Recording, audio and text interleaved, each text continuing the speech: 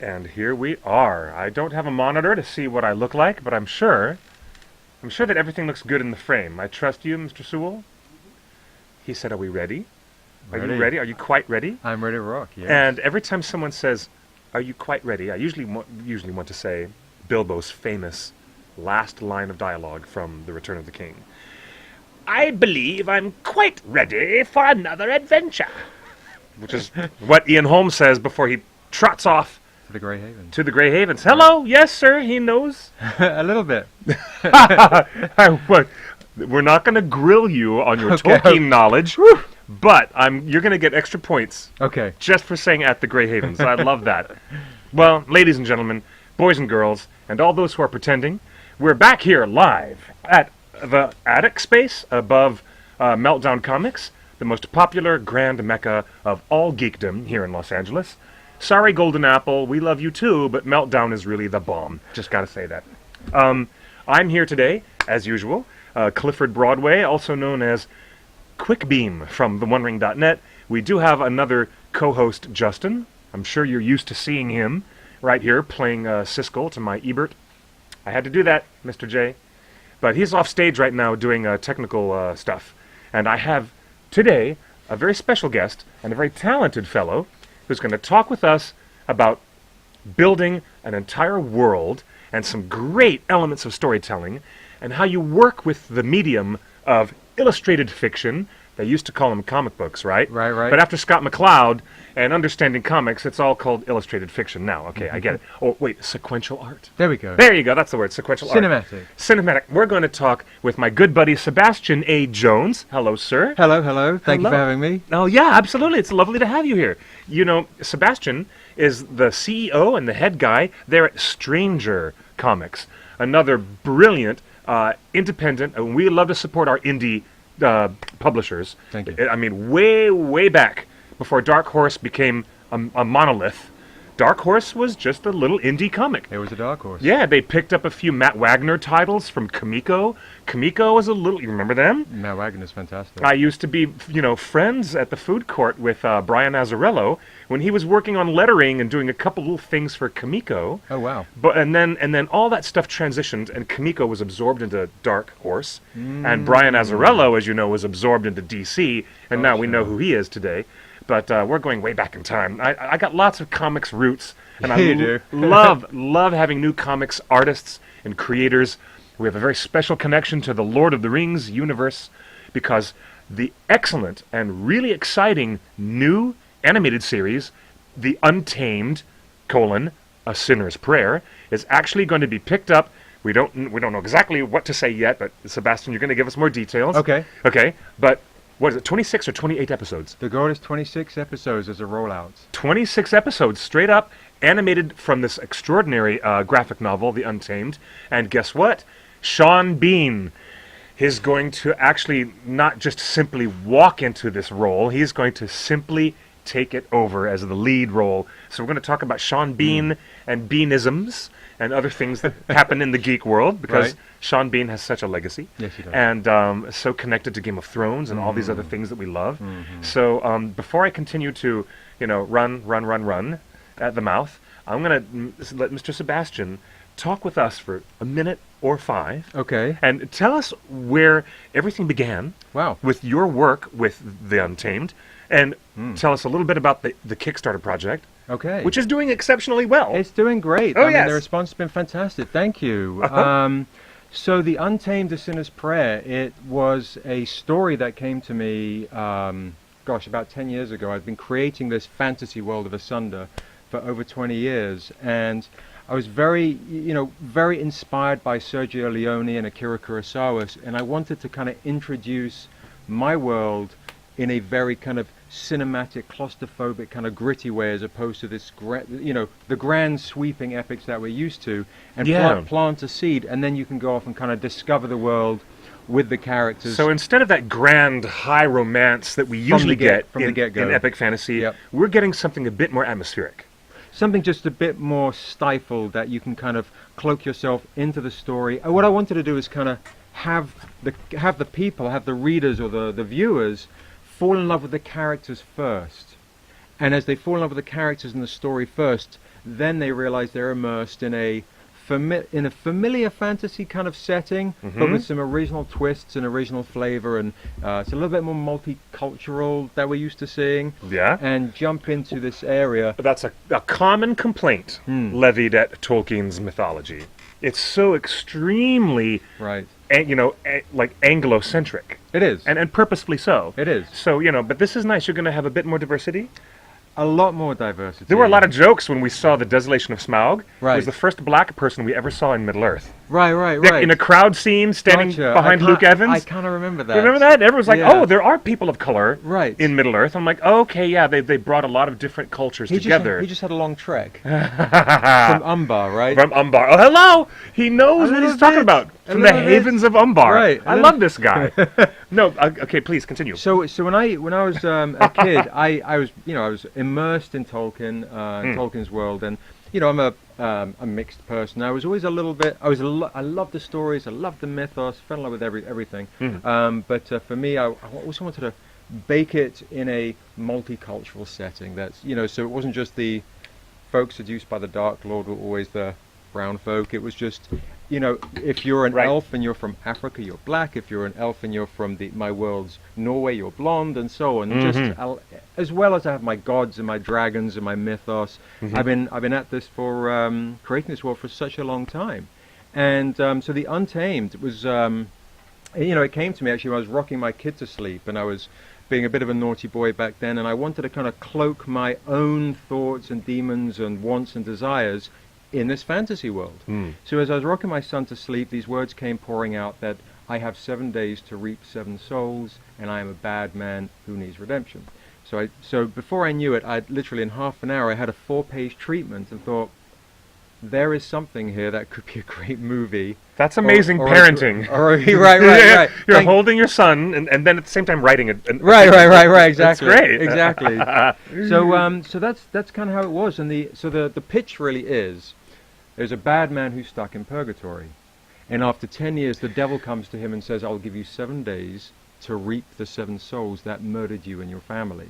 Fascinating. When we start with purgatory, you mean the classic Dante's Divine Comedy place of purgatory. My world's Your version of purgatory. Okay. So I'm pinching from Sergio Leone and Dante's Inferno and all sorts. Well, I mean, from osmosis, I guess. It's really stuff that you're kind of drawn towards. Music, sounds, smells, textures, all that kind of stuff. So very, very, very excited to kind of share this. And now, after 20 years of world building, 10 years of creating this book, we finally kind of came out with a Kickstarter for all 7 issues of the graphic novel. And so if you go on the Kickstarter, type in The Untamed. We were a staff pick day one. And really? For a goal. From day one? Day one, yeah. Hey, Justin, can we show the Kickstarter page right quick? That would be lovely. Is that? Okay, I'm not seeing it, but there it is, right? Yeah, you shouldn't be seeing anything. I'm not. I'm not even looking at that page. But this is really, really cool. Tell us more about the Kickstarter. Yeah, so the Kickstarter, we wanted to kind of give fans or people that have kind of seen, because it's available digitally, an opportunity to kind of be part of this final journey, my own kind of redemption and salvation and getting this product out there. Yeah. And the response has been phenomenal. And we hadn't revealed at the time the great news that Sean Bean is playing the lead voice of our stranger, our hero, who comes back from the dead to act out his vengeance, which of course is the perfect irony for Sean. It is a great irony. It's so great. So lucked out. It's so cool. You guys are getting this. Hello, I see a lot of familiar people. Oh, that's cute. I see a lot of familiar fans here in our live chat room. Hello, Dwina. Hello, Jason Rivendell. Hey, guys. Marilyn. And if you guys are here, let's see. Ellen Design. Hello, Ellen. Yes. Oh, yeah, you do see it. Okay, I see Ellen. Oh, you guys are in this other chat room. Good. So we have 2 chat rooms. I'm glad you guys are all here together. Wow. And, hello, Tolkien Girl. Welcome. We have fans Hey, from guys. all over the world. Mr. Sean Bean actually has such a distinctive power. Yes, it does. It is probably one of the best things that the HBO showrunners ever did, Yeah. saying, we need to get you, Sean, on this show, Right. even though knowing that he would only be there for the first season. But, there's you bring Sean Bean to the table, and automatically something changes in the room, and you get that grit, and you get that atmosphere. Yes, He absolutely. knows how to bring it. He does. Automatically. He's not one of those actors that needs to oversell the moment. He just sits within the moment and lets the scene take care of itself. So a good buddy of mine, a producer named Andrew Sugarman, had worked with Sean on a movie, and which I'm spacing right now, but it was, I think, one of his last films, and he said, "What do you think?" I'm like, "What do I think? Yes, please, can you reach out?" And I was just so honored. It just felt like kismet that he was the right guy for this role. Yeah. Yeah. And how long did it take to negotiate and figure things out? Not that long. He seemed to really gravitate towards the graphic novel and the material. Cool. And That's great.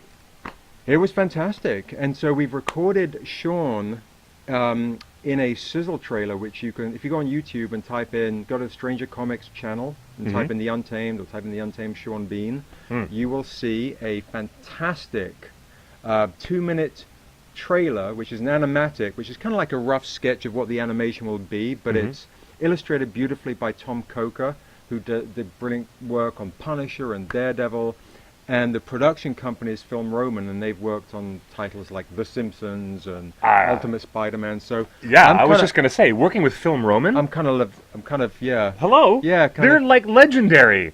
I mean, an animation production house Yeah, it's fantastic. that has such a list of credits. Yes. They've worked on Futurama, and Right. of course, Matt Groening's greatest creations, The Simpsons, and a million other things.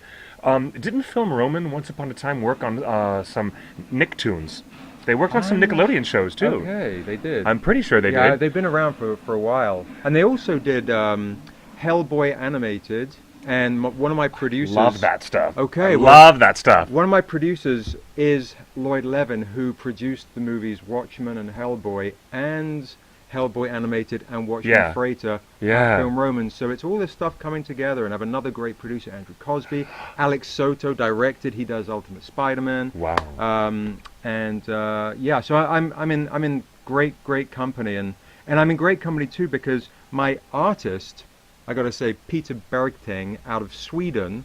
See, he I was amazing cover. I was there. just there last year Oh, in you Sweden. were? I was just in Stockholm. I was teaching last year. Really? Teaching the art of storytelling. Are you kidding me? Thanks to Mr. Bergting. At this exact time last year, Oh, great. middle of March, I was in Stockholm, Oh, that's looking around at Gamla Stan, and Okay. thinking to myself, my God, this looks like a Miyazaki film. Oh yeah, right. And it is! It is. It yeah. is! It's Kiki's delivery service all around. It's so funny, and Old Peter's Town. he's so inspired by that artwork and that style. It's lovely. Really? Yeah. So alright, the Swedish connection is cool. It's great. The Tolkien connection is even better. And you know what you love about Peter? I love it. I He- saw him on the video on your Kickstarter And page, he didn't I? illustrates the Lord of the Rings and Hobbit covers in Sweden. So if you go to Sweden, Are you shitting me? and no, I'm kidding. Who's done the covers of the books? If you go into any store in Sweden and you buy the Hobbit or the Lord of the Rings, it's Peter Bergting, and here he is, painting the Untamed. And you Painting the Untamed. there's the stranger there, The and, Stranger. and there's the hand of the devil holding him. You see the two images That in is one? so cool.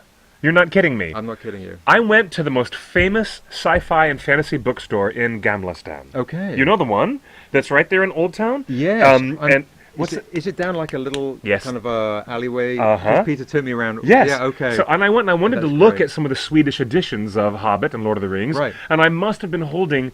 But yeah, my I was holding Peter's artwork Yes. and looking at his absolutely beautiful covers Right, in yeah. my hands. Right. I neglected to get a copy because I was a little bit caught up in buying other things. I'll like- make sure I get you a copy. Don't. Peter. Coming all the way from So Sweden. cool. And you know, he came So out cool. recently too, because we had a fun little party. He came with his family. Yeah. 10 years now we've been working on this book.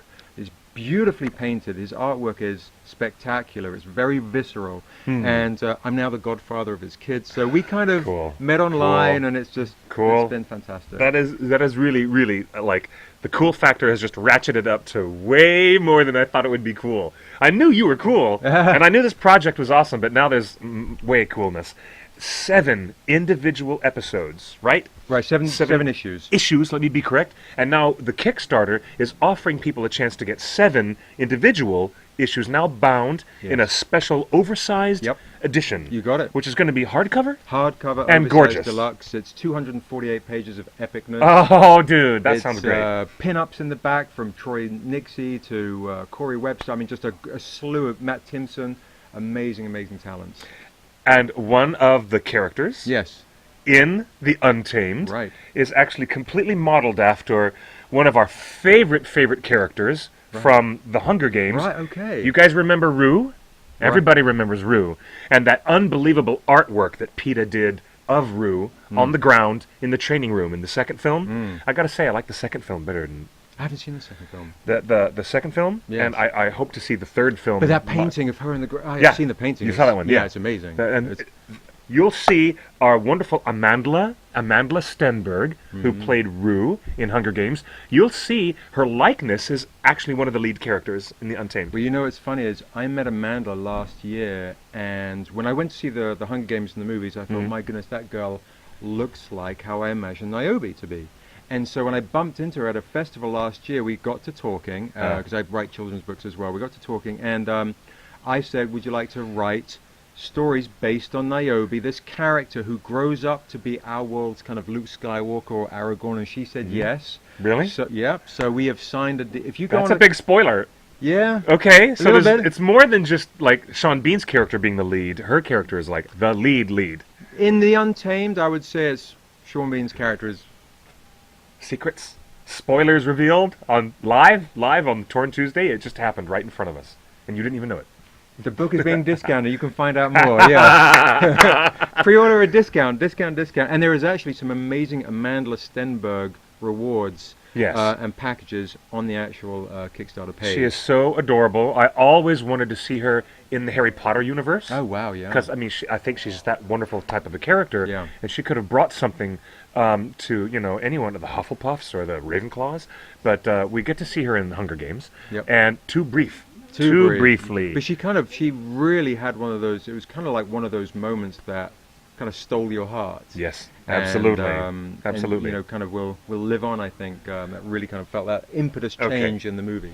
There's an animatic that is something that people can watch. What would you call this? An early version of practice animation. Is this something that producers around town call a proof of concept? Yeah, proof of concept. Yes. An opportunity to kind of visually tell the story of what's going to be, set a tone, set a mood. I kind of liken it to an animated sketch.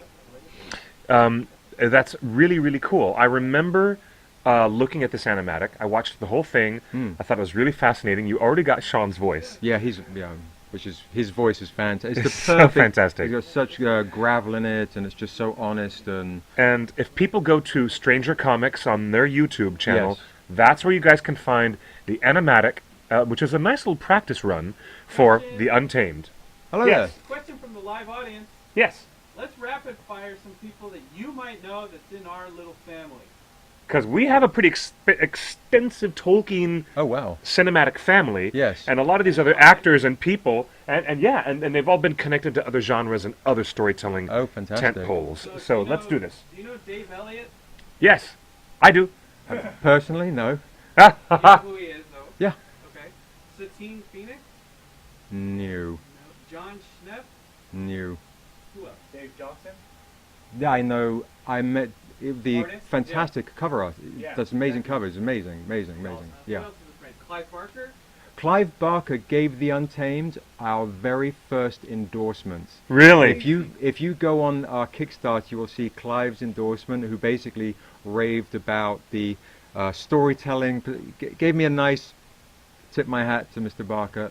Thank you very much. It was fantastic. Yeah. Clive Barker, the best interview that I've ever had, and I got one of the very. Well, what do I have to do?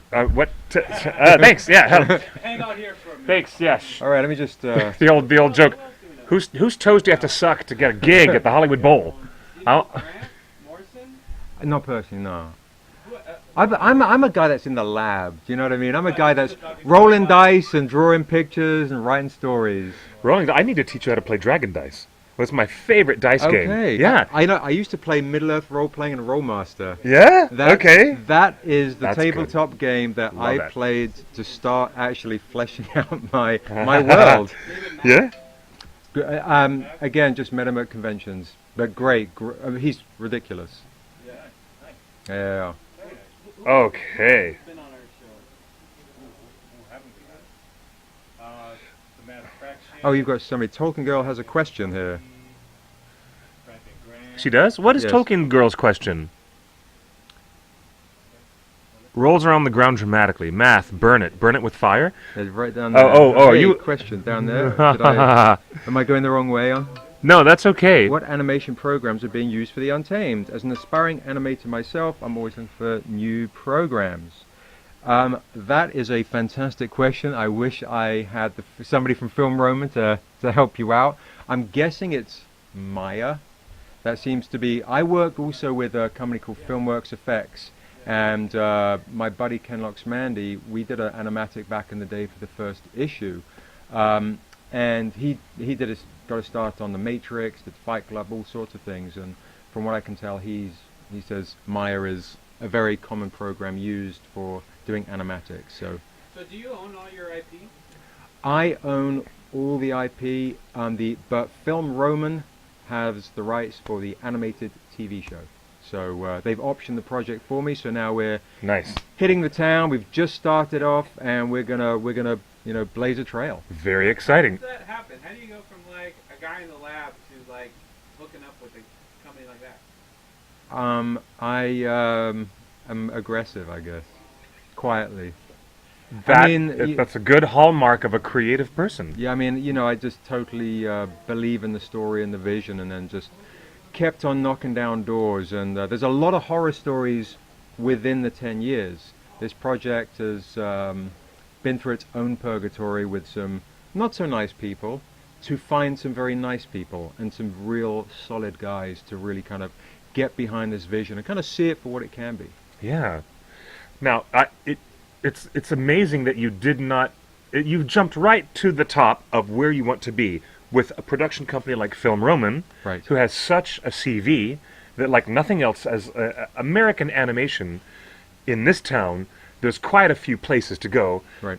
But only some of them have that level of prestige Yeah. of doing that many great hit shows. Absolutely. And instead of running around with video game voice actors or who are lovely and very popular, and you've gone right up to Boromir himself. Yeah, it's so cool. It's amazing. Yeah, it's just honestly, after such a long time of just chipping away and trying to find the right people, I feel like I found them, and they read my script and they fell in love with, I guess, the love versus lust qualities, and really trying to make something story first and character first. And I think sometimes when some of the newer fantasy stuff comes out, we kind of want to show off our elves and our dwarves and our dragons and our all these kind of cool kind of geeky things. And for me, I just wanted to say, okay, I'm going to start you off in one town, kind of like a Deadwood, but a fantasy version thereof, and bake you in the world that way. And then in the second issue of The Untamed, I have a pit fight, so I actually bring other elements of the world to the town. Yeah. So that was my way of kind of going, how can I introduce a really big world that I have, because I've been doing it for 25 years, Yeah. into this town, have a pit fight, so other elements and other flavors come to the town to go, oh, okay, there's stuff out of here. I want to discover more. I want to go to other places in the world of Asunder. So we have lots of future stories and other stories. I have a project called Dusu, Path of the Ancients. It's very last of the Mohicans, and it is set in the Ugoma jungle of West Africa, of Ujo, West Africa. Really? Yeah. So you have now there's something that your artist Yes. it would be, was that Peter who was on the Kickstarter video with you, Peter, yes. who has a background in anthropology. No, that's Daryl. Oh, that's Daryl. Daryl Okay, I is- want to talk about Daryl Oh, and his, yeah, and his Daryl, approach. fantastic. Okay, please, because the thing is, Yep. the devil's in the details. Yes. And that's an old phrase from journalism, from the Right. newspaper business. Right. Right? But it also, I think, is apropos for world building. As you are trying to build a secondary world, Professor Tolkien goes on and on and on about this in his published letters, Right. and the effort of a creator Right. to make a sub-creation. Hello, mood lighting. And so it's interesting to me that you would work with an artist who has that kind of a background. Right. Well, Daryl. So I'm going to get very geeky for a second. You're the right place for getting very geeky. The right place. I used to do live-action role-playing since I was 12 or 13 in Chislehurst Caves in Kent, in England. It was the first ever live-action role-playing place called Labyrinth. Cool, And cool. when I came here, I started actually running my own adventures and setting it in my own world. And one of these kids that would come into the woods and would sneak past the ranger station at night, and well, it's midnight, I would set them on these adventures and beat them up with rubber swords and whatnot. One of these guys is Daryl, and I'd known him since he was a teenager. You've been LARPing with Daryl since I've been you were a teenager.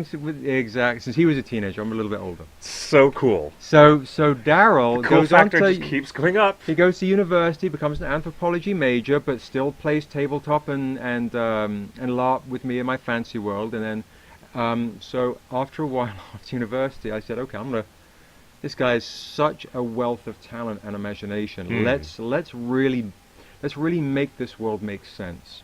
If there are stockings high on a guy's boot, there's got to be a reason why. If an orc can have a certain amount of babies, there's a reason why. And he's got that down to a science. That's fascinating. In addition to our mythos, so it doesn't become too bogged down in the X's nose. Sure, but that's when things become much more watertight Yes. and much more palatable Right. for the reader who wants to know that you just haven't been a thoughtless writer. Right. Nobody likes to go into a big, large fantasy world and realize that they've been, hoodwinked Yes. into just, some smoke and fog Right. and some a mirror ball in the distance that's sprinkling lights. That's fun. Right. But no. You get serious details about architecture Yes. and cultural artifacts. Big time. And when you get into clothing, languages, Yes. especially languages, Right. which is where Tolkien's greatest effort Yeah, he's was. amazing, yeah. But Forget the it, yeah. fact that you've got someone on your team Yes. who can explain why stonework is cut a certain way. Exactly. That's bloody brilliant. Because then you're going to give so much more to the fans to chew on. Yes. Mr. George R.R. Martin is Yeah. quite good at that. Yeah. At filling in really very specific worldly details. Yes. And Tolkien was non-compare. Yeah, of course. absolutely. At that kind of world building. Completely. But then some questions arise in our fan audience because they're book fans. Yep. And they come to the Peter Jackson cinematic version. Right. And they stop and say, why is Saruman breeding orcs in these bubbly mud pits? Right. And what does Tolkien have to say about Right. reproduction of orcs? Well, And let we me- have to go digging in the Silmarillion and let's- looking for these details. So let me ask you guys a question. You know? Talking about the details of the movie Bring it. Lord of the Rings as Bring it. opposed to the book. Yes. So Azog the Defiler. Forgive me. Azog. Azog. Yes. Okay, Azog the Defiler. Yes. So he is in the movie The Hobbit and he was not in the books. Right. And Well, was, he was mentioned in the books. I mean, he should have been dead off stage by the Right. time the Hobbit movie began. and was he albino in the books? No. Nope. Okay, so I'm going to give you guys a little bit of interesting information. I met with a certain company back in 2009 Uh-huh. when I had come up with the very first ever Untamed comic book. Uh-huh. And I presented an albino orc named Kershig the Mute. So when Ooh. and this company you guys might actually know and have heard of, but I won't say it.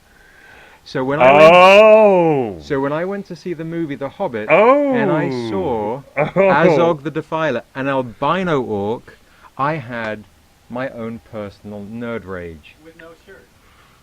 With no shirt, With no shirt. the whole get up. So this is the original albino orc, The original albino orc. Kershig the Mute. So when you guys go, oh, there's an albino orc in the Untamed.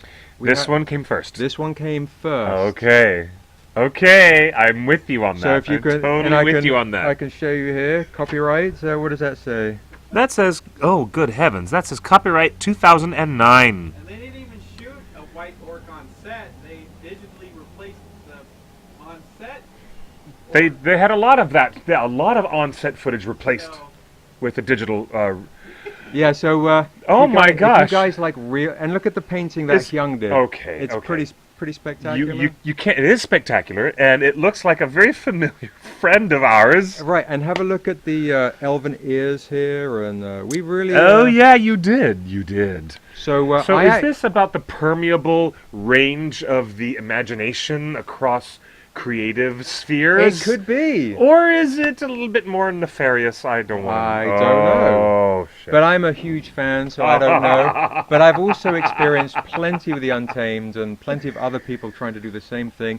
Like the tagline is 7 Days, 7 Souls. Yes. Not that long after I came out with this originally, Mhm. there was a comic book of 7 Days, 7 Souls. So you just don't know if it's just all out in the atmosphere. That's funny, isn't it? But for me, I'm a guy Mhm. that's kind of a believer in my own material, and just you Ah. cannot get totally bogged down with other people's maybe they're inspired, maybe they forgot. You just don't know. Maybe so they pilfered. Who maybe- knows? Who knows? I wrote a play way back in 1997, and it was a play called Elevator that was produced. It was my first play produced here in Los Angeles. And then years later, 14 years later, the Fringe Festival brings out another play called Elevator with characters on stage in an elevator. There's no other artifice to the show. That was wow. it. So I'm like, what? Was it? And I went to investigate, and it wasn't at all pilfered off of my play. Oh, and I'm telling you, interesting. there was 15 years of time Right, difference. right. Maybe 13 years, but So how still, do you respond to it's the weird. Comment in the chat room. It's like songwriting. There's only so many keys to write in. Yeah, I mean that. That's an yeah, interesting no, I was point. looking at this. It's you just don't know. I mean, honestly, all I can do is hope somebody was just either inspired or it was just osmosis. I can't get too bogged down in that stuff. But an orc that's albino, that Mhm. just seemed a little. Really? Oh, okay. That was just kind of a bit of a shock. I hear what you're saying. There's only so many keys to play in, but Yeah. you just don't. You just don't know. So I don't really care too much. But when my first reaction seeing it in the movies, I was like, Oh, Lord. Really? but that was really? also the Untamed. To fair play to the Hobbit. I mean, who knows? I was inspired by Sergio Leone, and he was inspired by Akira Kurosawa in Mhm. the concept narrative of a drifter coming to town. So, Indeed. I can't be Indeed. too upset about it. I just don't want fans to go, "You stole from the Hobbit." Like, no. No. You've got your bases covered. You've got your bases covered on this show. This has been an Believe me. idea of Daryl and mine for 10 years. For and 10 years. So that's okay. No confusion and no muddling of mixtures. You guys so we know the record has now been set straight. I'm excited at anybody who spends that much time and devotion in their world building. Right. And you're not a video game developer who's No. got a small, 18-month window to get her done and get everything done. You have had time. An advantage that not every writer or creator has. Yeah. And yes, it's true. It's true. You have been able to gestate these ideas and Right. develop them further. And I want to talk about this Mephistophelian deal. Okay. So many good stories Right. throughout all of humanity Right. come from a Faustian Right. deal. And we love this type of storytelling. Mm. Even when it's camp, it's still fun. It's still a great story. But this deal with the devil and this character, Mm. he's in purgatory, Yeah. and the devil, he wants something out of it. Oh, yeah. Something must be in the end Oh, yeah, game big time. for why the devil would want How many? to send Sean Bean's character Right. into the world of Asunda, Right. which almost reminds me of and it has the sound of the word asunder. Yeah. To be torn asunder. Yes, absolutely. It's about the phonoaesthetics, and that's coming from a Tolkien fan, Right, where right, most right. everything in Tolkien is about phonoaesthetics. Right. Absolutely. But I want to know more. You do? About this devil character, and can we get Christopher Lee to do the Right. voice of the devil? That's what I want. That'd be great. That would be so great. Yeah. No. How many spoilers? God, that would be so great. How many spoilers do you want? Not enough. Yeah. Okay. Too much is never enough, as Billy Idol used to say. You remember that? I do. Too much is never enough. But Billy Idol. the fans probably want to ask you some more questions. Okay. What you guys got? Let's see.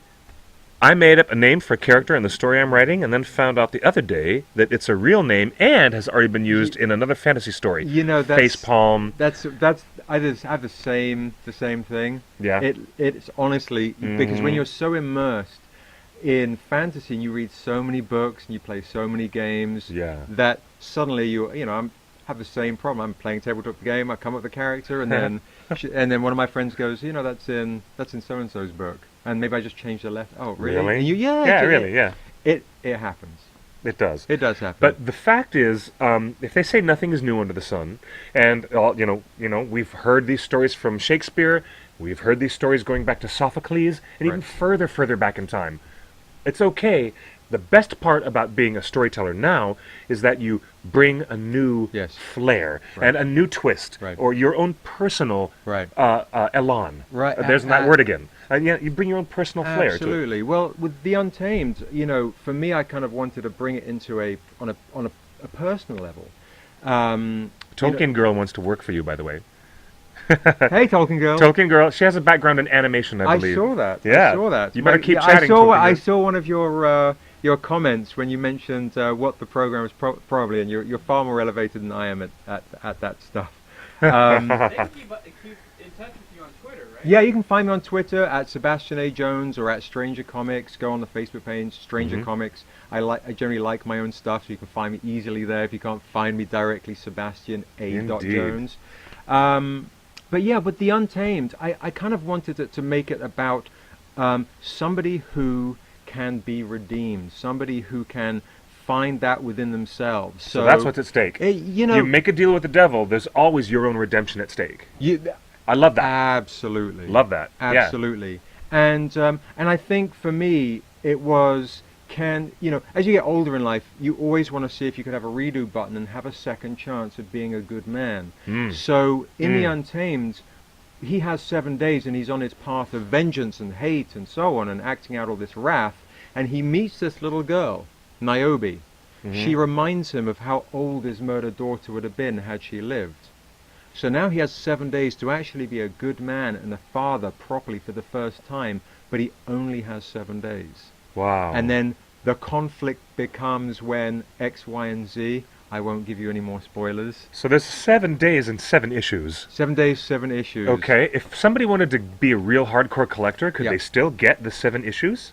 Single issues? You can individually download them on Kindle or iBooks, and actually all those individual issues has bonus extras which aren't in the graphic novel. So you've got lots of things you can play with. But so get your tablet, get the digital comics first. You can, absolutely. Yes. And they're pretty reasonably priced at $1.99. And That is reasonable. And the artwork that Peter did, and Hyung, who did these fantastic covers. Yes. There's a real level of detail that has got in. And there are markings, and I might not have 12, I think, how many languages did Tolkien have? He had a boatload, but I have one. If I'm correct, I want to go back, not just languages included in the Middle-earth cosmology, but I believe Professor Tolkien invented 17 original languages through his entire career. Amazing. Not all of them with original alphabet sets that he created himself. But then, of course, so many of those are just within Middle-earth. Right. Some are within Father Christmas letters or other imaginative works that he did. He's just on a whole nother level. I believe it. I have it's true. I have a language. I have a. Yeah. Did you? In the Untamed? You actually started to work on? There are some things you can discover in there. I love it. Yeah. I love it.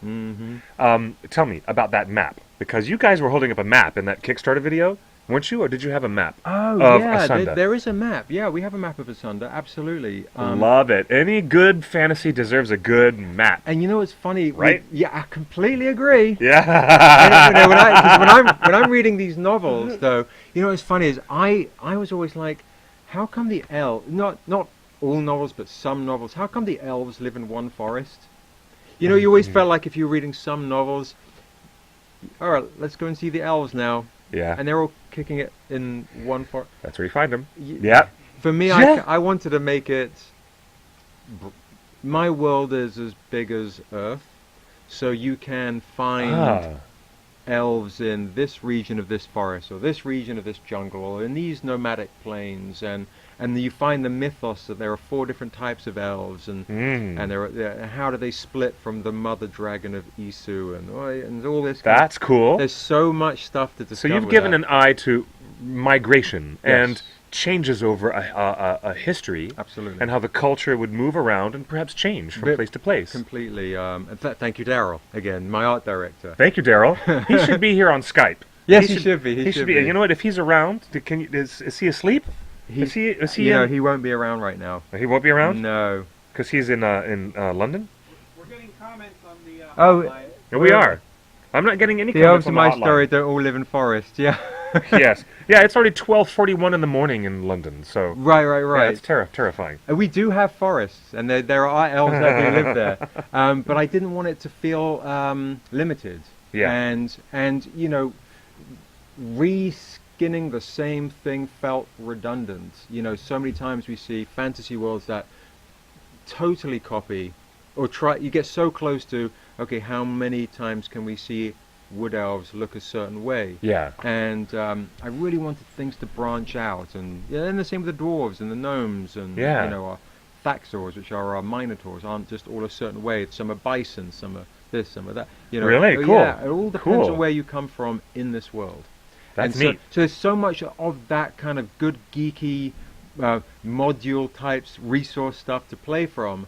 But again, I introduce you to this world Yes. in a story about a man's redemption, a need for redemption, and plant a seed with Good. Niobe, Yeah. this half-elven girl who grows up, hopefully. And Rue. Rue. Our lovely Rue. Amandla, right. Amandla. Yeah. She has such a musical name. And she plays music. She plays She the plays violin. music. She does? She plays the violin. Yeah. In real life? In real life, she's Really? Amandla's an amazing Renaissance young lady. She's an amazing folk musician. So cool. Yeah, she plays folk music. I didn't know that. Yeah. Oh my gosh, I'm sure she's a Ringer fan too. She Sure, is. yeah? Yeah. I will see if I can bring her back for the show. Okay, down. We're so down. Yeah. I love. Amanda's fantastic. I'm Hunger Games fan as much as I am any other fandom, with the singular exception of Twilight. I'm not a fan. Bye, Tolkien girl. Oh, Good night. sting. Yes. Hello. Who's this? We got it. Oh, Tolkien girl. Bye. Good night. night. Have a great time at school tomorrow, Tolkien girl. And thanks, Cliff. You're welcome. It says, love the Frazetta aesthetic. Oh, cool. New fan and can't wait to read it. Thank you very much. Yeah, it's funny. Oh, yeah. One of our producers, Andrew Cosby, captioned this a Frazetta Western. Really? Yeah, that's kind of his hot, Now that's hot word cool. for it. Frazetta Western. In you. in the 70s, in the late 70s, avant-garde American animator Ralph Bakshi had a deep love affair with Frank Frazetta, and it ended up becoming that animated feature film Fire and Ice, which he did lots of barbarians in loincloths and the very Right. scantily clad TNA princess Absolutely. girl, and some really very I would call it familiar, Very familiar. very familiar fantasy tropes Right. in Fire and Ice. And then after that, Mr. Bakshi did a bit more rotoscoping animation for his version of The Lord of the Rings, Right. which became an infamous, thing in Right. Tolkien fandom, for better or for worse. And that movie inspired Peter Jackson to pick up the books and start reading the books, actually. For me, it was fantastic as a kid. Yeah. That Lord of the Rings movie. Me too. I was just floored by it, and it gave me nightmares and wonders and dreams, and Yeah. it was fantastic. And I also love, it's funny with my son. We read The Hobbit. and Yeah. Read Lord of the Rings, and now we listen to him on drives on the audio cassettes, Oh, the cool. old BBC recordings. Yeah, Absolutely. yeah. So my son, my 10-year-old, is a huge Tolkien fan. Really? Yeah, huge fan. So Okay, cool. It's great, and plays all the fantasy video games on his tablets. That's Yeah, awesome. it's great fun. We're going to have Mr. Bakshi appearing live Oh wow! in Santa Monica at the end of this month, That's on the amazing. weekend of the 27th and 28th, because they're doing special retrospective of Ralph Bakshi. Oh, wow. He's going to be presenting That's fantastic. Wizards Oh, and great. The Lord of the Rings. Oh, wow. And, my personal favorite, American Pop, which is a really good movie, actually.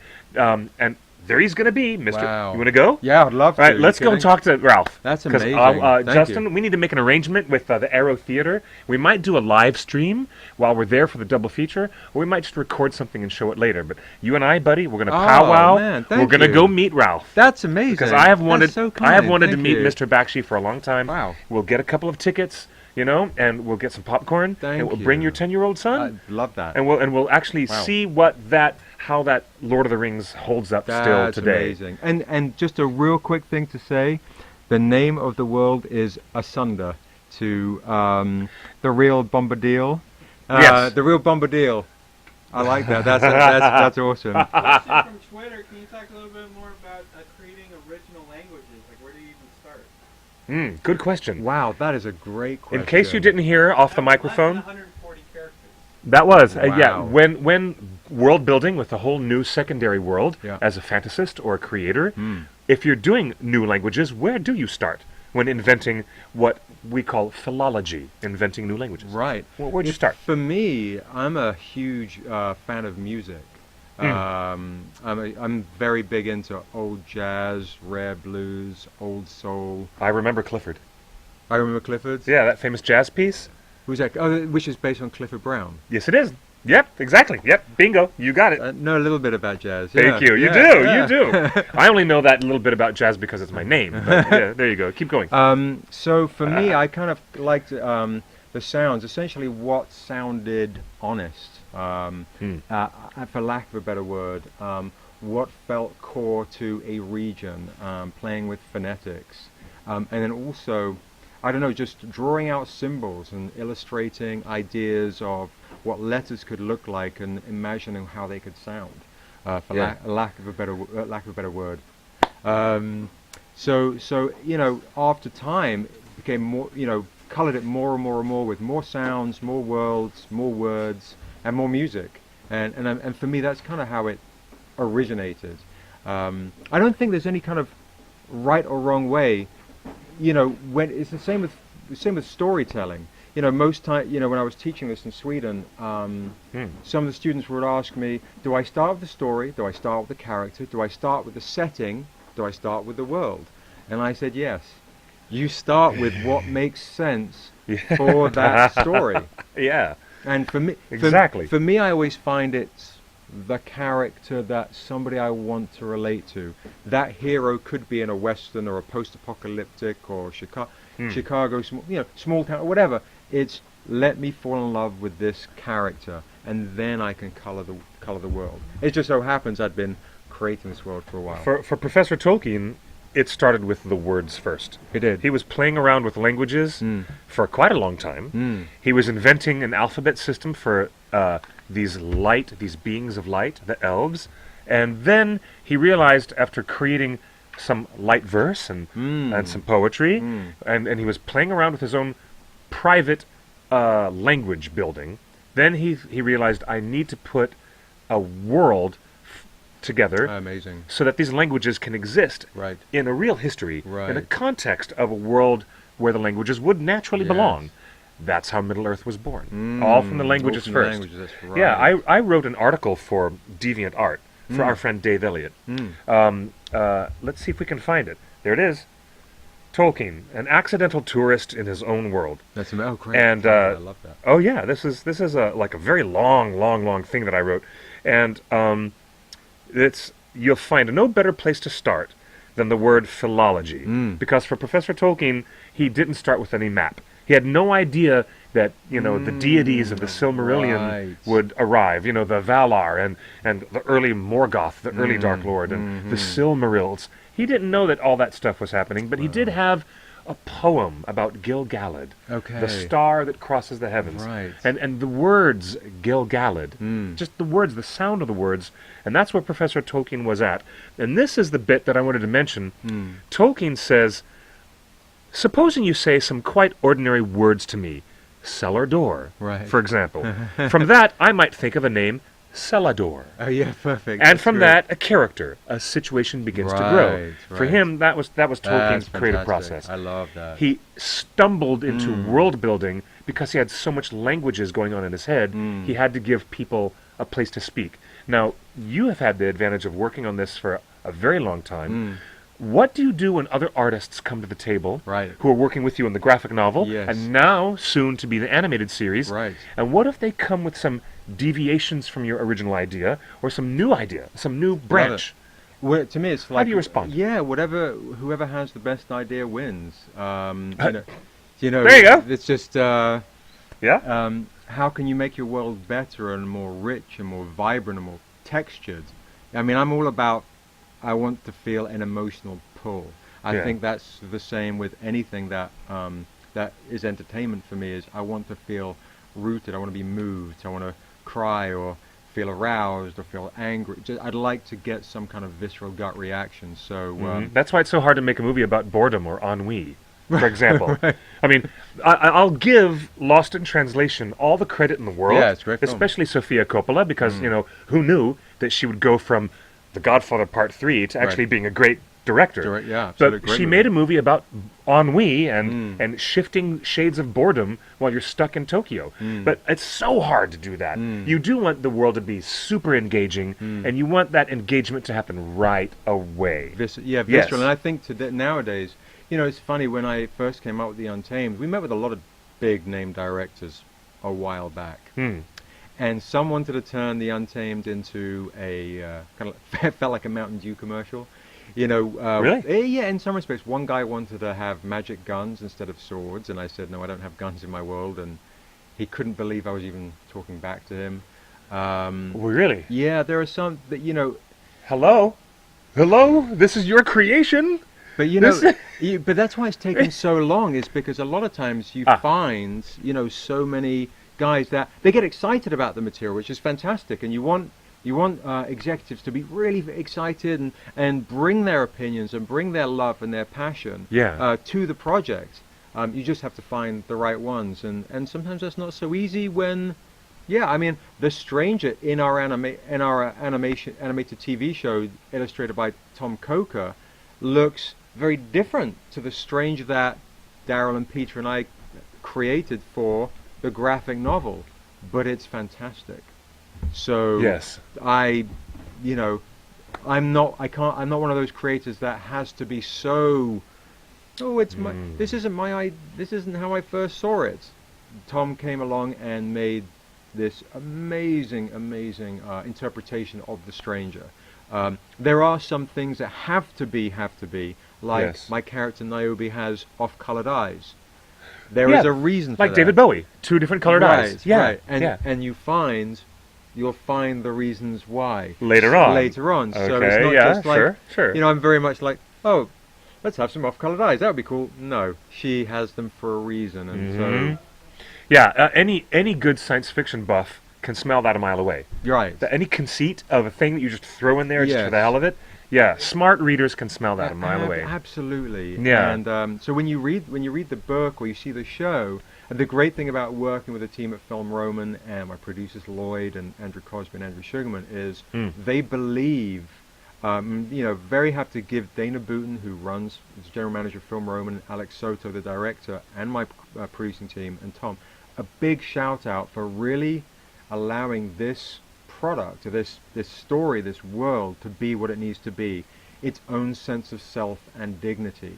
And that's what was really kind of concerning for me Yeah. when I would meet with the odd big wig type studio person, that they would want to take it off into a completely different direction. Let's have magic guns, and hey, can the hero wear a cowboy hat instead of a hood? And I'm like, no. Really? Yes, absolutely. But that's no one could ever accuse you of being too precious about your creation when they try to bring these, ham-fisted ideas that Right. are not congruous with what you've already built. Right. I mean, come on. Yeah, no, absolutely, but it's tough at sometimes. As much as we talk about. I've spent a long time,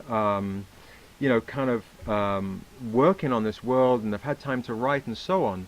But I'm not a rich chap, and these books and this publishing company, I've poured my soul Yes. into this company and into this universe. Originally I'd run a record label. Yeah. And then I had Ah. shopped this idea around because I was tired of running a company and just exhausted. And so I shopped this Untamed idea around. And without saying too much, I suddenly realized quickly I needed to start a company just to protect this vision. Indeed you do.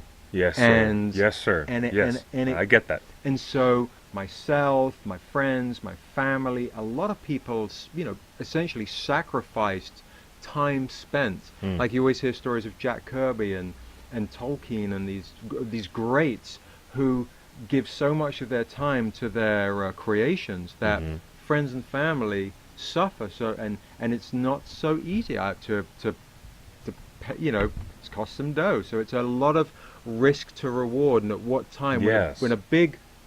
When you have these opportunities come from a bigwig, they might go, let's give him a magic gun and here is a big paycheck, and you still have to walk away from it to go, no, I've got to stay true to this vision, and thank goodness. And not compromise. And not compromise. And when you're a father and you have all these responsibilities, Yes. it is not easy. So when we see certain things out there, from a broad perspective, sometimes you can kind of understand. Yeah, and I can't fault anybody. I can't judge anybody for taking whatever path they need to take to pay the bills or to do things. You know what I mean? Yes, I do. But for me, I kind of Yes. I had to stay as pure as I could to this vision.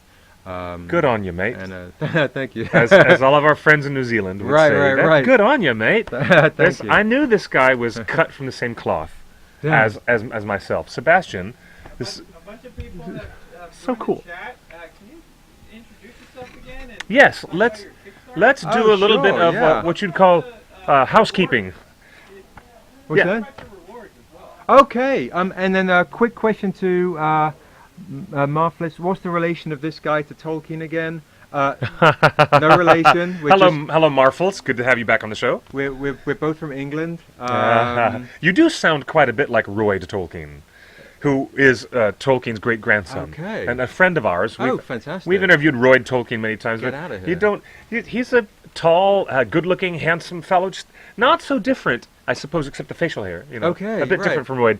But I'm hearing Roy's voice a little bit here in That's you. great. But the connection, everybody, is that our very own Boromir, the son of the Steward of Gondor, Sean Bean is going to be the new lead in this exciting new animated series called The Untamed, A Sinner's Prayer. Got it. And I've been very, very pleased to bring Mr. Sebastian A. Jones as a representative of Stranger Comics, which is his independent comics publishing house. So we're going to talk all about, today, the creation of this new world, this fantasy story that has become so cool that has attracted some big name players to the table, including our very own Sean Bean himself. Right. One does not simply walk into film Roman. Right? That's gold. I love Yeah, that. there it is. That's Say it. great. Yeah, I love that. We're very, very honored. The very air you breathe is a noxious fume. No, sorry. That's kidding. great. I love that. It's I love that fantastic. too.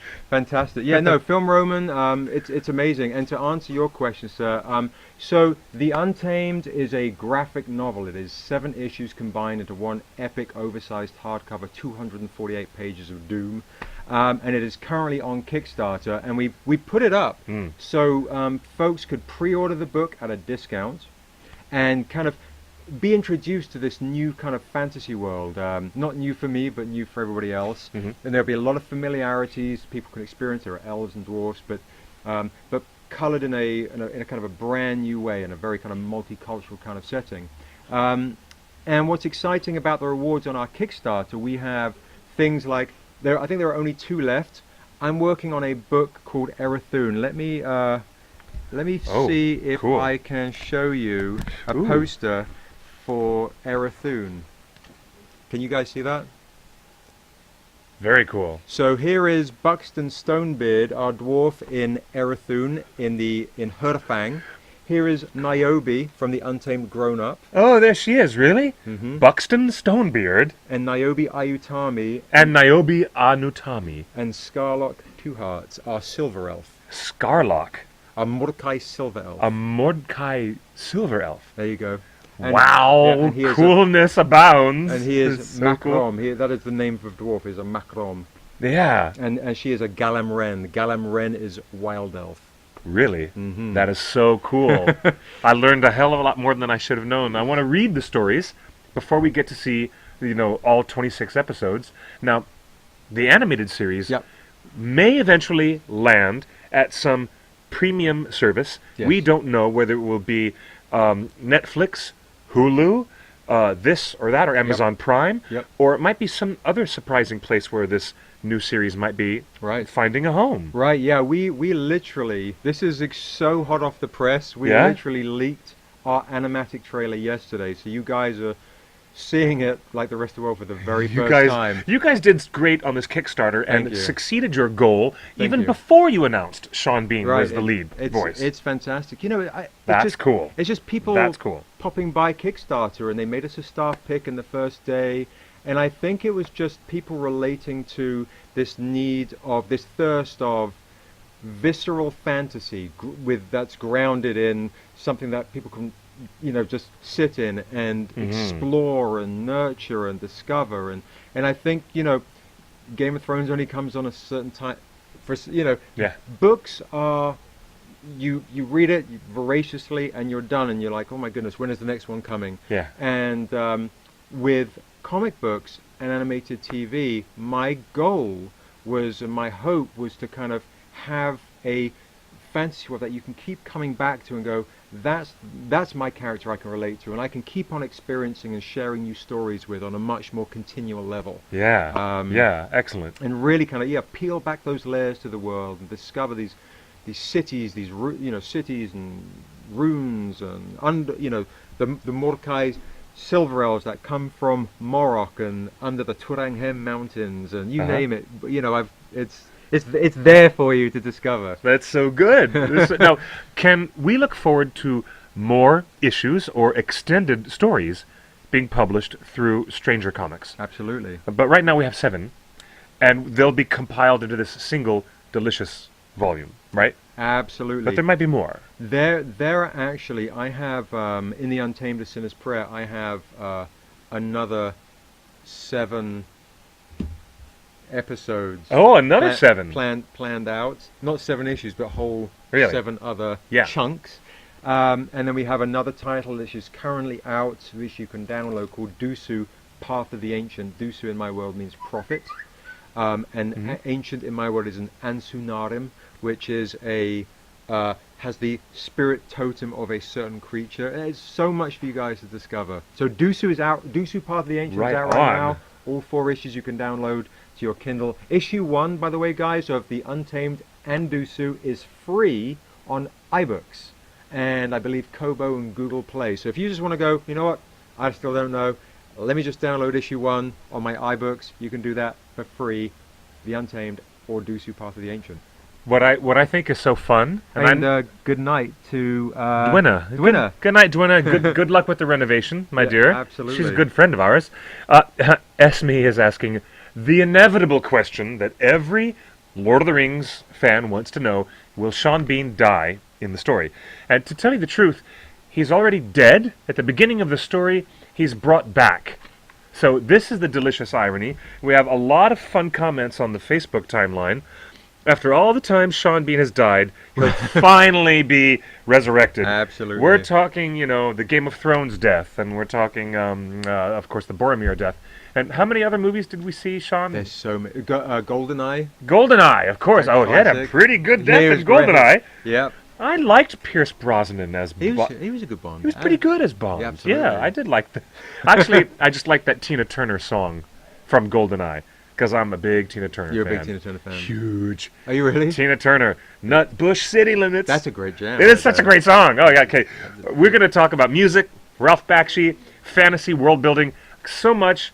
Sebastian, you're not my type, but I'm like totally falling in love with Sebastian Jones. He's so cool. I have to I say, just noticed you got Sean Bean, Yep. yes, who was just in Jupiter Ascending. Right. that's right. Wachowski I haven't seen film, it.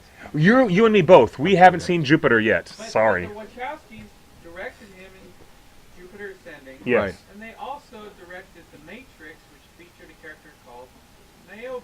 I know. You know, it's crazy. I Oh, remember, hello, that's, yes. that's right. Because Niobe has been in my brain for 25 years. Another thing.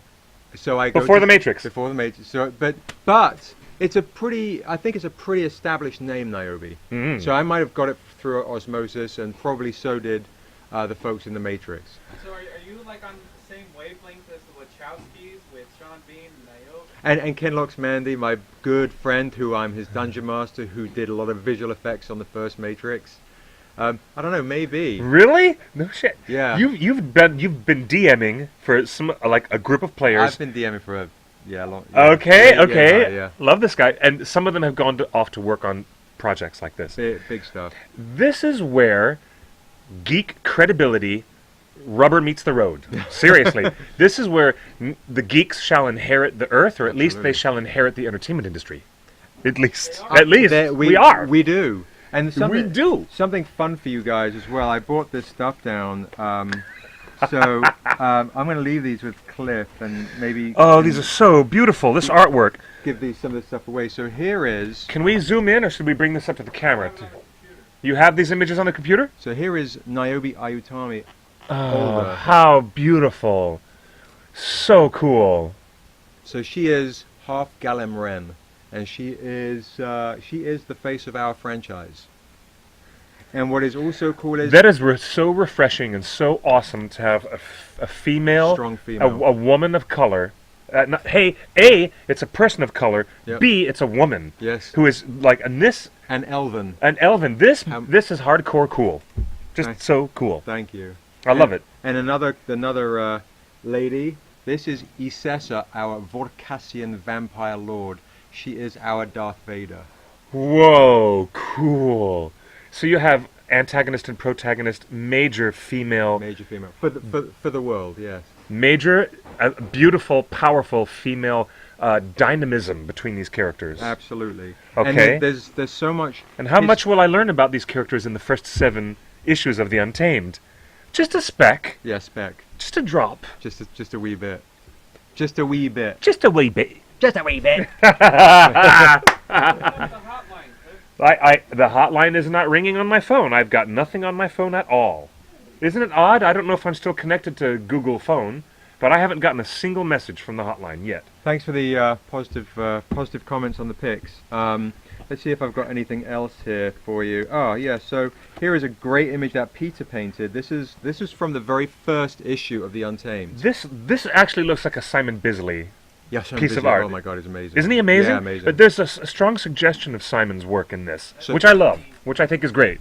Yeah, this is It is amazing. This could be my. This is Peter. I flew him out to stay with me for a while, a long time ago. And we started kind of doing. I come up sketch ideas for the cover of The Untamed. Yeah. So Peter started thumbing out this idea of our hero down here with the 2 swords, the Mhm. stranger, Mm. and then with figuring out his deal with the devil. And we really kind of wanted to create something special. And he captured what I think is a complete masterpiece. Where here is the hand of the devil holding him. Yeah, It's so clever and it's so iconic. it is. And these coins. These gold coins are part of the Kickstarter campaign rewards, are they not? They are, and or I are they actually- all accounted for? I think they're gone. Oh, okay, I- so we shouldn't mention it then. I think the gold coins are gone, but you know what? I actually have an 8th, and I'll be popping that up very soon. As Really? the last gold coin. Not just 7 gold coins, but there's one more There'll be one- special gold There'll coin. be one more. And then also the other rewards are you can get your head chopped off. You can have yourself illustrated as an orc or a dwarf or an elf in Erathune, that other poster I was showing you, in an upcoming thing. So you can have yourself be one of those fantastic races, and then if Yeah. you want to die horribly, you're more than welcome in the book. There's other awards of Peter's original paintings coming all the way from Sweden, and again, Peter is the artist and painter that paints Harry Potter and Lord of the Rings covers in Sweden. He is For all the Swedish for publishers. all the Swedish for the big And big boys I'm out there. so shocked and surprised that we're talking about his contribution to your work, Yeah. and I was holding those covers in my hand It's amazing. 1 year ago. Yeah, he's a legend out there. It's amazing, and he's That is so doing cool. such a discount. You can buy original painted art by Peter, and get the book signed by all the creative team for real big discounts, because we really want to celebrate this Yeah. introduction to the world of Asunder, the Untamed story and other stories that we have with you guys. Well done. Very, very well done, and super cool. And I believe the Sean Bean lithograph, that print that you guys are seeing online, that we put on our Facebook timeline. Yes. there we go, Yes. is a Kickstarter exclusive lithograph that you can actually get on Kickstarter. There's only 8 days to go, and I won't be selling it again. Really? Yep, this is the time to One get of a it. kind. Hey guys, it's a live show. It's live, and you've heard it here first. Congratulations on the Kickstarter getting as far as you've gone. Thank you. But you still get to do stretch goals, and you're still going Great, forward. great stretch goals. Yeah, Yeah. We hit our first stretch goal at 15 grand, where Kickstarter guys can have their own exclusive dust jacket and bookmark, and you'll get Dusu PDF issue 1 emailed to you. And our second Kickstarter stretch goal, we're only a few $100s away. Yeah. It will actually be a Kickstarter exclusive cover of the book. Cool. And the cool thing about the dust jacket, guys, is it's reversible. So if you Oh, can wrap it round, or you can unpeel it and put it on your wall as another poster. And these That's are all, really neat. all super cool exclusives. I'd like to know who the printer is you're talking to, because that's pretty cool. Yeah. To get that. Paramount Printing in Hong Kong. Thank you. Okay, nice. Got a shout out to our friends in Hong Kong. How cool is that? Did he just say you can die in the book?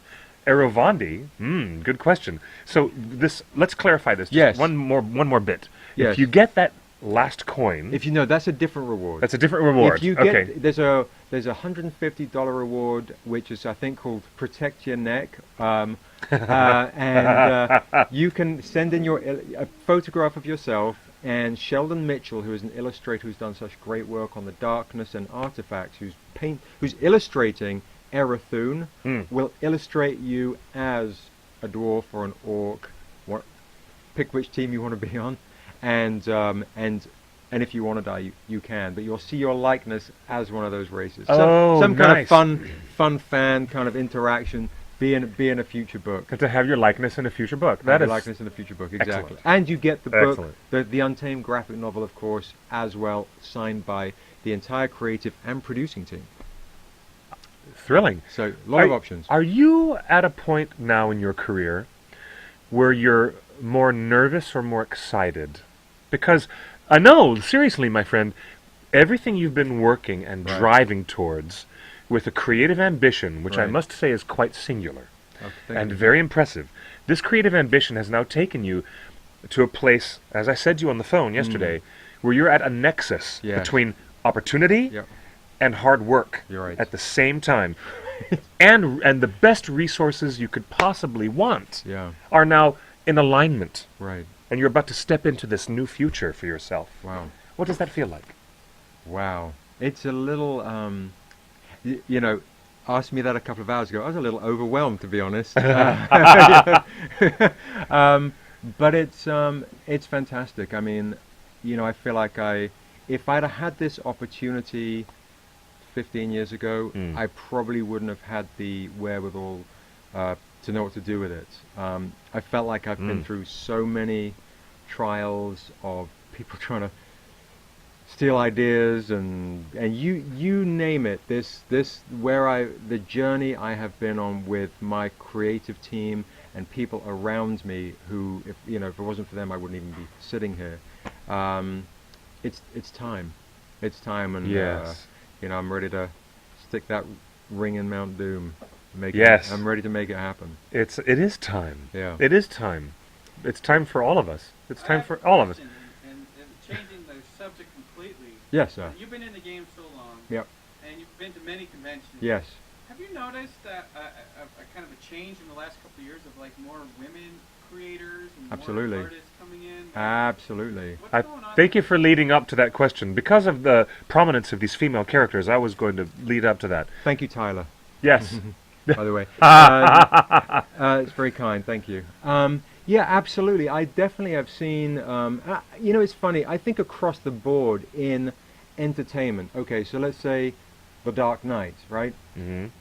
It's a great example of how the mainstream is now going to see and experience geek product, geek movies, and so on. Yes. Whereas women weren't, going to watch Batman or read a Batman comic book. Yet now, thanks to some of these fantastic kind of films that really ground themselves as works of art the best they can, it's like, okay, finally there's nuance and depth and grit and openness and stuff for everybody to kind of sink their teeth into, which I don't think was as catered to as much in the past in other forms of entertainment outside of novels. Yes. So now with some of these fantastic TV shows on HBO, Game of Thrones, of course, a bit more campy, but awesome romp, especially the first couple of seasons. True Blood. Yes. You know, you're being introduced. You're allowing the world to enjoy genre as just great story, just great content. It just happens to be genre, and that allows somebody to go, "Oh, this is. I didn't even realize I was into fantasy. Now I know I am." Yeah. And that then lends itself for new fans to discover Tolkien that might not have done before. And this, of course, with Peter Jackson's movies, it's the same thing. Yeah. You know, it's funny. I spoke to one producer, and they said, "Well, of course, everyone's watching Game of Thrones. It's a famous book. So of course, everyone to see 300. It's a famous graphic novel." No, it wasn't. It wasn't. It's, you know, the 300 movie helped resell the graphic novel. That's true. It's an introduction to great story or great fun or great entertainment, and you know, and so now, yes. I do see that, and well, we've noticed also that the appetite for consumers in fantasy and genre storytelling has very distinctly shifted to a female slant, and of course, right. You know, Harry Potter, Yep. And not to mention Hunger Games and Right. and Twilight Right. and Divergent. Right. So many of young adult book series are propelled Yes. by sales to female readers. And you know, it's funny when I came up not with to mention Tolkien. Of course, and I came Yeah. up to this character Niobe is such a young guy. I thought, I'm going to be groundbreaking as for this female protagonist. Now I'm like, there's a lot of female protagonists, Yeah. which is great, which is fantastic. Which means now the time is Now right. is the time is right. Now is the time. Absolutely. Now is definitely the time. Mm-hmm. Were there any of these discussions when you were trying to find either publishing or with the TV deal or the animated deal, like, you know, we want this to target girls over boys, or Yeah. Did anybody in the conversation say with you in a development conversation, we need to change this character's gender to male? Did that ever happen? Oh yeah, Shit. Really? yeah. We had. Oh, come on, not really? not so much with Niobe, but with my Dusu book, Yeah. which is all the elves and the human are black. Yes. I've had one person say, "We'll make this if you change Dusu to a white guy," and I'm like, "Ain't gonna happen." Wow. So Really? the answer is yes. These questions, yeah, they're in abounds. Or can Niobe be white as well? And Hands up! Don't shoot! I don't even know what to say to that. yeah, it's we're seeing this at Meltdown Comics. We're here so often. Mm. You know, there's more women and comic people of color coming in, and like you know, it's not the stereotypical sweaty white guy anymore. I think you know, it's funny, and yeah, and I totally agree, Lisa, that that everything is there's always probably been that audience. You're right. You're absolutely right, and the internet has helped with that. And I think that's a great point. But yeah, and to your point, it's the same thing. I think there's always been a misconception of folks of color and females have not been in love with fantasy or science fiction or genre. There hasn't been the catering to that audience, and oftentimes when there is, it feels very pandered and very crystal clear contrived. Yes. You know, I don't need James Bond to be black if I've got Luther, or maybe make him 008. You know, I don't need, you know, Leading into the Idris Elba conversation. Yes, yeah, thank you for that. You know, I mean, it doesn't bother me because I'm a person of color. I really don't care too much. But I think so many times it's over pandering, and it doesn't Yes. come from an organic place. It very much feels like, oh, we need that audience. Let's Right. make that person a person of color. Oh, we need that audience. Or we need no. We've got to have this, or it's going to be a black film. We've got to change the lead character to white. And you're like, do you see popular entertainment? It's a very, so yeah. When I could go on all day. I'm very hardcore for that kind absolutely. of stuff. When the new Doctor Who was announced last year, I heard a lot of complaints that why couldn't Doctor Who be Indian, from the Indian subcontinent? Right. Wouldn't that be a better reflection of the times in London right now? Okay. The shape. Okay. You want to get a good curry, you have to go to London. This is true. Not to India. Yeah, I'm just saying. That's the word. Right? All the best chefs And currently I'm go like, to London. Yeah. everyone's like, why does Doctor Who have to be another old British white guy? And I heard an argument that was fascinating. Why does Bruce Wayne always have to be a white guy? Why couldn't Bruce Wayne ever be black or American Indian or perhaps? And that Idris Elba conversation, which was just a blip on the radar, Right. is still one of the most important conversations we've had in genre geekdom. There's I don't mind at all having Idris Elba do anything. Oh, he's because great. he's so super he's great, ridiculous, and I yeah. love Luther. That's a great great show. Great show. Yeah.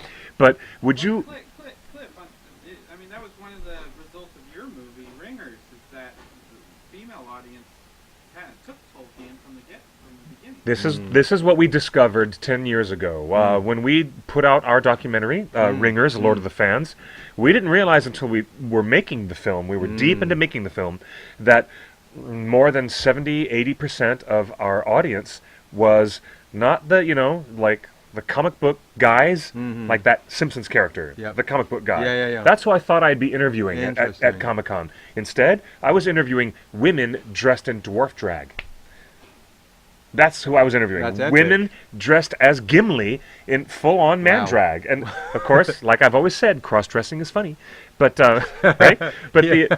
the inception moment of females bringing it to fandom had to be with the films. The success of the Harry Potter films and the Lord of the Rings and Hobbit films really put the biggest mark on the whole culture that there was a consumer awareness. Right, and we just had a new awareness of these. Absolutely. A buddy of mine, Tabitha Tabs, she was a huge Buffy fan, and she was telling me that when the Buffy comic books came out, Yeah. there was a huge influx of Buffy fans who weren't necessarily comic fans Yeah. coming to buy the Buffy comic book, and then from that becoming more so comic fans. But I really think, coming back to I believe Lisa's point, they've always been there. There's just not enough catering, To them. Absolutely, and obviously your documentary proves that. Here they are, women or folks of color, desperate and thirsty for fantastic quality material. And yeah. Yeah. So let's change the game up a little bit. One of my producing partners on the Untamed did the Lara Croft movie. Yeah. So it was great working with him, and it's great having wonderful people on your team that understand the need for a multi-dimensional world, or multi-dimensional stories with folks of color or women, underserviced characters who have weight and gravitas and dare to be the face of a franchise. Women were underserved as characters in fantasy going all the way back to La Morte d'Arthur. When you deal with the Arthurian legends, you get some of the worst aspects of how females are represented. Right. They're either like Guinevere, they're morally corruptible, Right. who cause problems for the hero Right. and heartbreak, or they're, evil, who are Evil Morgana, Right. played by the super delicious Helen Mirren. She Oh my gosh. She wins. You want to right. go back to Excalibur? Yeah. I'll do anything for you, Helen Mirren. I would let you eat crackers in bed, and I wouldn't throw you out of bed, Helen. Sorry. I'm having a Helen Mirren moment. And but I'd anyways, probably be in there as well. I'm telling you, she's eating beautiful. crackers. Eating crackers. But that's one of the first moments when we realized females were not really represented in the high fantasy genre. Right. And then you bring in Tolkien, and he brings in the story of Arwen and yeah. Aragorn, Yep. which is a direct reflection of Baren and Luthien. Yes, and absolutely it's right. about how I love she that. sacrifices everything Yes. for someone not even knowing his ultimate destiny will be fulfilled. Right. And that has a beauty and a resonance to it Yep. that I guarantee you has attracted the female audience over decades. Absolutely. Over Well, decades. did you hear about this woman that read The Hobbit to her child every night, Mm. and then halfway through the book, the child said, "Oh, Bilbo's a girl, right?" Oh, interesting. And she And they continued, had- yeah. Because she wants to That's identify, right. is wanting to feel identified with. And so does that change The Hobbit? Does that change the story? To change to be storytelling to a child and change the gender of the lead character, Bilbo, I don't see any real problem with that. I don't. Except the child might be a little bit confused in a few years when they go on to read The Lord of the Rings. You're right. It's the only one thing that might be a little bit of a blip. But anyways. You know, I enjoy seeing a lot of these discussions about, you know, the Idris Elba discussion, because I think it makes people a little uncomfortable, and it rankles a few people. And I think people need to be rankled. Yeah. You know, I think they need to Yeah. have their perceptions, you know, hit around a little bit. But Yeah. again, you know, I like James Bond for who he is. You know, for what he is. And Exactly. I want Idris Elba to be 008. I don't want to feel pandered to.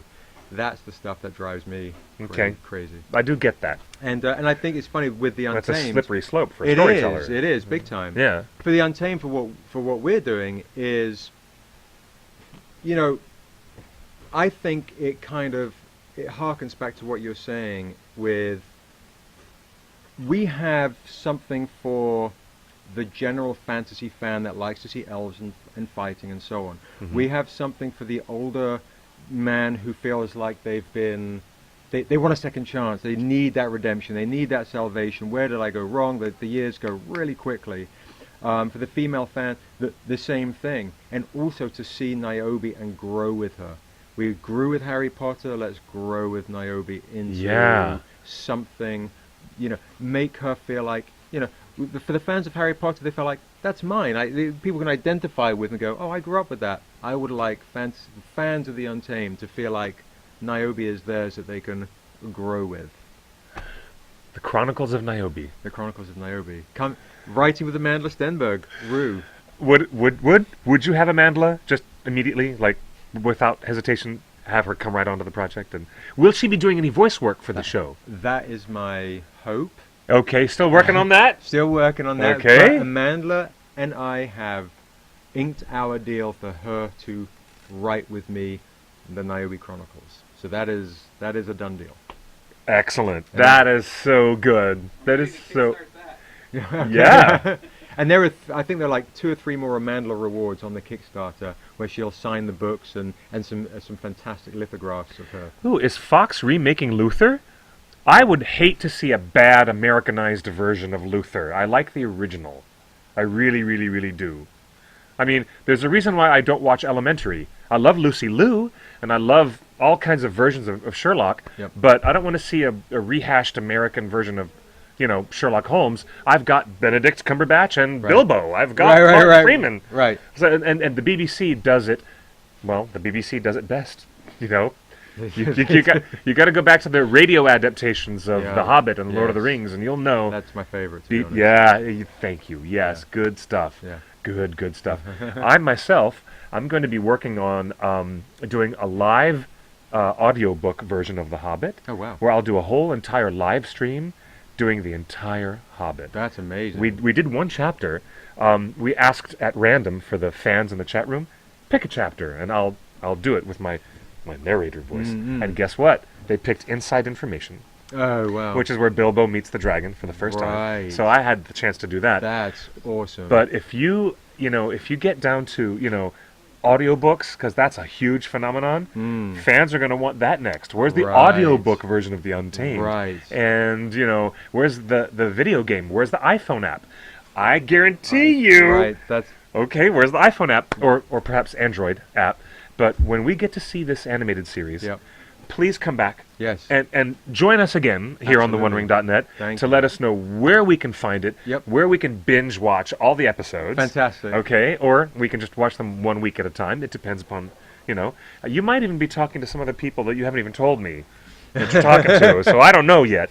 But it's very, very exciting. Thank you. It is hugely impressive Thank to you. see someone stick to their creative guns Thank you. and not compromise on their storytelling. Thank you. So my hat's off to you.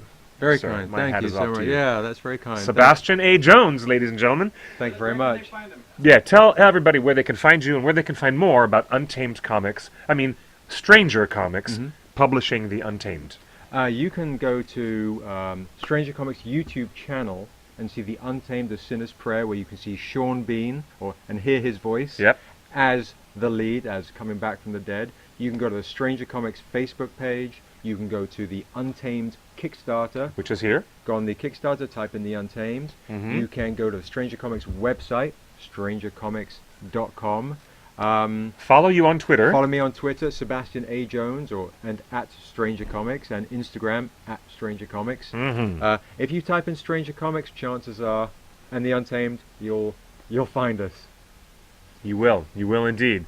Oh, Tyler says fellow Brit. Yeah, brilliant. Excellent.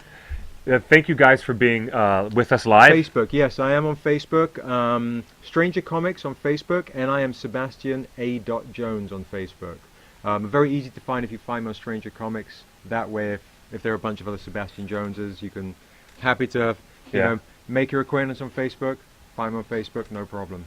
Last question. Very last question. Thank you, and thank you very much, Ellen, for making the donation. I super appreciate it. Oh, nice, Ellen. Hey, Thank Ellen, you. you are so sweet. Thank you so Ellen's much. a good friend of ours. She's fantastic. Professor Tolkien Yeah. had an overall theme, and he identified it in his letters. His theme, all across the Lord of the Rings, the War of the Ring, and the connecting story of the Hobbit ahead of that, everything he wanted to talk about, especially in the Silmarillion, he wanted to explore death and the pursuit of deathlessness. That was his biggest overriding theme. That's the reason why Sauron invented the ring, Right. and used it to dupe all Right. all the other people who had their rings and control everybody. Genius, And of yeah. course, the elves in his world are trying to pursue deathlessness Right. in a false way, in an artificial way, Yes. instead of leaving Middle Earth and going to Valinor where they're supposed to be. Right. So all these things are in there. What can you tell us in a quick, succinct way about the overall theme of the world of Asunda and the tales in this world where we discover the character in the Untamed? The overall theme for the world is you are your choices. And there are always consequences for what you choose. But it is never too late to have those redeemed, the ones that where you may have strayed. Always strive to find redemption. Yes. I think that's essentially the core fundamental. Even after a bad choice, a new choice is at hand. Exactly. A new choice could always be around the corner. Absolutely. Excellent. Yeah. Excellent. Well, all right. Delicious. Really good stuff. It's a pleasure to have you. Thank you. Sebastian, you're awesome Thank sauce. you And so much. we're going to go Great. see Ralph Bakshi at the end of the month. That's fantastic. We're going to be talking to Sebastian, and we'll see more, and we'll certainly hear more from Boromir as he plays the Stranger. The Stranger, The Untamed. The Untamed, Find us on a YouTube. Sinner's Prayer. And super good stuff. We're going to say goodnight, farewell, auf Wiedersehen, all that stuff. I'm not going to do Rogers and Hammerstein tonight. I promise you I won't. It's tempting, though. All right. Everybody, Justin, you want to sign off and say goodnight? Good night. Thank you very much. Well, hey, program note. WonderCon is coming up. TheOneRing.net will be there, I'm sure. I hope so. We better be there. Are you going to be there? I'll be there. Okay. Yeah. Do you want to photobomb or like crash Yeah. our panel? Please, I'll Okay. jump on your panel. It We'll, sounds we'll fantastic. have a good time at WonderCon. It's not too far around the corner. Everybody, join us every week live at 5 p.m. Pacific time here on TheOneRing.net/live, and you can always follow me at QuickBeam2000. Lots of love out there to everybody in the world, and I'm really impressed that there's still storytellers out there with integrity. Bam, Sebastian, thank you. Thank you. Thank you very much, buddy. Cheers, everybody, Cheers, guys. and good night. Good night.